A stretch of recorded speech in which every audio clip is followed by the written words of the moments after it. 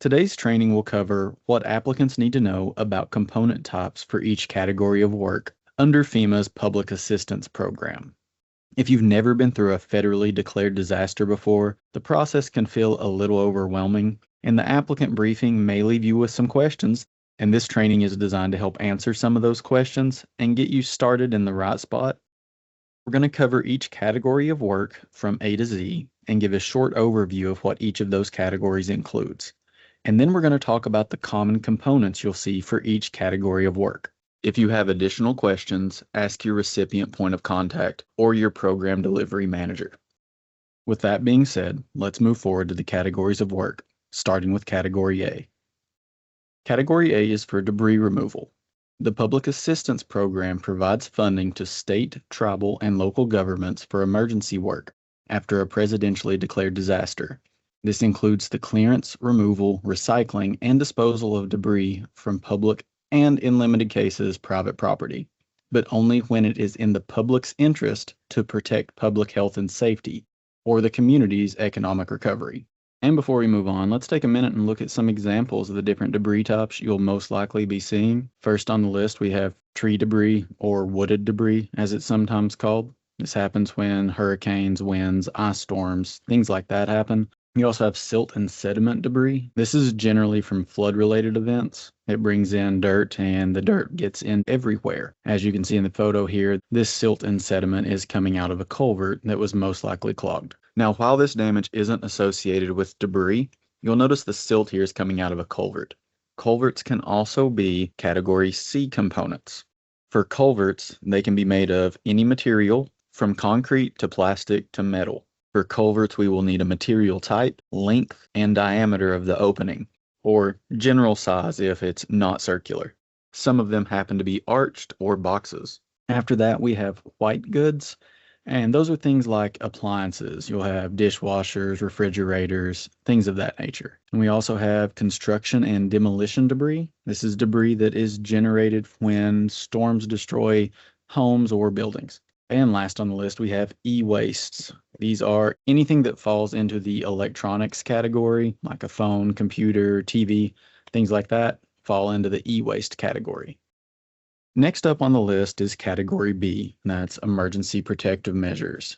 And this is generally just actions that are taken by eligible entities to save lives and protect the public during and after a disaster. Some examples may be like search and rescue, emergency medical care or transport, evacuation and sheltering, debris removal that poses an immediate threat, and public information dissemination.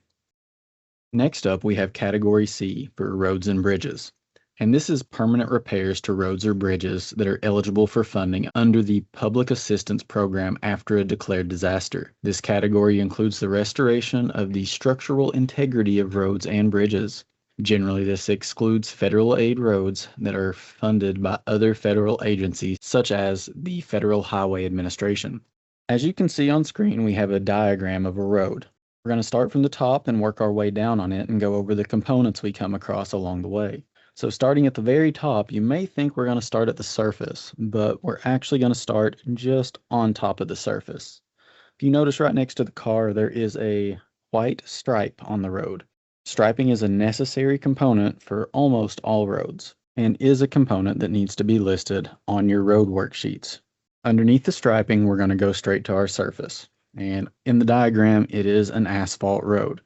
It's highly likely that you'll have several asphalt roads, but depending on what part of the country you're in, you may have gravel or chip seal roads, or some type of road that I've never even seen before. But whatever material you use for the surface, that is going to be your surface material component. Underneath that, you'll see it says binder, base, sub-base course, and subgrade. Each of those are kind of the same way as the surface is. There can be multiple materials used, but they each fill the same role. So whatever you use to fill in each of those roles, that's what you need to be listing for the component tied to your road projects. Generally, or at least in my experience, when I'm building out a road in Grants Manager from information I've gathered in the field, we start with a surface, we have a base, and a subbase. Anything under that is considered backfill or general fill. That will vary from applicant to applicant, so just keep that in mind when you're building out the road projects for your PDMG. Now that we've talked quite a bit about roads, let's move on to bridges. And I've got another diagram here. So from the top down, we're going to start with our bridge deck. Then we have our guardrail or a safety wall. We have an approach slab. You have a pile cap, sloping abutment, headers, piers, wing walls, vertical abutments, piles, and spread footers. Again, bridges have way more components than I just listed. This is just a general idea of things that may need to be listed. And now that we've talked about roads and bridges, let's move forward to Category D for water control facilities. And these are facilities that fall within the Public Assistance Program for permanent repairs to restore infrastructure that was damaged by a disaster. This category includes facilities like dams, levees, flood control structures, and drainage systems. These are eligible for permanent repairs to return to their pre-disaster design and function. This is normally where I would talk about the component types that you will normally see in this section. However, Category D is very broad and it's very specific. The components that go into these facilities are proprietary to each individual facility. No two of them are alike. So the best thing you could do is get in contact with one of the local people from your public utilities department to go over these. They will be able to give you a breakdown on what each individual component is and how it's used. With that being said, we're going to move into Category E for buildings and equipment. This covers damage to public facilities like schools, government buildings, and other public facilities, as well as their equipment and contents. This category includes the repair, replacement, or restoration of these structures and their contents to a safe and operable condition. Category E, much like Category C, has a significant amount of associated components. E is for buildings and equipment, so anything like construction supplies, fixtures, materials, and vehicles fall into this category. We also have equipment here, which is anything from like a lawnmower up to a backhoe. And then we also have contents, but we'll get to that in just a minute. But let's go over a list of these verbally. Some building components you will commonly see are ceiling tiles, drywall, outlets, flooring, doors, trim, baseboards, windows, shingles, exterior siding, stairs, lockers, and things like sporting equipment. Think basketball goals, scoreboards, things of that nature. And after that, we get into contents of a building. And think of those like if it's an item in a building and we were to be able to turn that building upside down. Everything that isn't bolted down, FEMA refers to that as contents. It's generally things like desks, chairs, computers, filing cabinets, anything else that could be part of that facility you're working with. And we've somewhat already covered equipment, but no, this also includes vehicles. So if your facility is a school and you lose 6 school buses during an event, those get claimed here. The same goes for lawn care equipment and construction equipment. Some other more unique scenarios include police and fire vehicles. These are all customized to the department's wants and needs. They aren't just a basic vehicle, and they each have their own build-outs. So info on each build-out should be available with each associated department. And the more detailed you can get on these, the better off you are. And then we have things like large equipment, dozers, excavators, backhoes, graders, anything of that nature. Something that all vehicles and equipment have in common is you'll need the following things. You'll need its make, its model, its year, its size and capacity, and this refers to how large the equipment is. Think of it like an F-150 versus an F-450. We also need a VIN number and then photos of the equipment or vehicles. And this should be your baseline for Category E work. And now that we've covered it, we can move forward to Category F.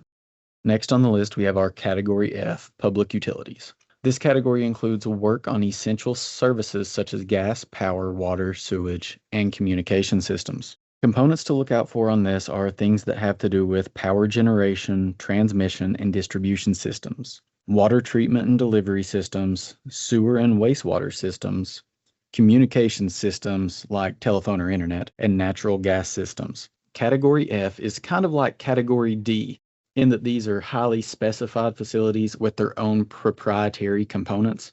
The most common facility type you'll work with on these are power lines, poles, transmitters, and sometimes they're on a very large scale. Most events have a dedicated team that work on these projects, and they only select members that come from that background. And this is just to ensure they have a good base of knowledge to pull from when they get out into the field. And if you're having issues working through these, please discuss them with a foreman who works for the Public Utilities Department, or if you have the information on hand, talk to your PDMG about getting some help working through them. Just a note here, when I first started working with FEMA, I had some major projects to work on that covered facilities like these, and I had little to no experience on them. But what I found out, we often overcomplicate things for ourselves, and if you can provide a list of components directly tied to a specific facility, the FEMA staff can generally take it from there. And if they happen to need help after that, they'll reach out asking for contact info on someone you work with that can give them some aid.